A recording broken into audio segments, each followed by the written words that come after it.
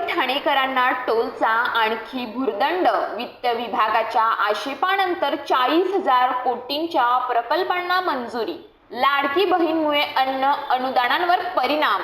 नितीन गडकरी यांचे परखड मत.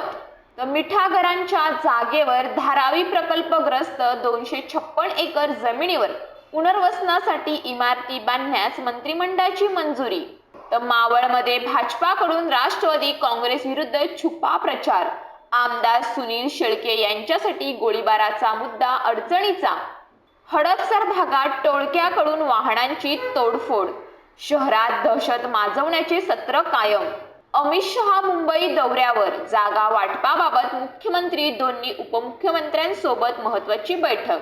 तर अभिनेता गोविंदाला लागली गोळी, रुग्णालयात उपचार सुरू. महाविकास आघाडीच्या बैठकीत जागा वाटपावरून खंडाजंगी. पटोले राऊतांमध्ये वाद. शरद पवार राज्यातील मिनी औरंगजेब.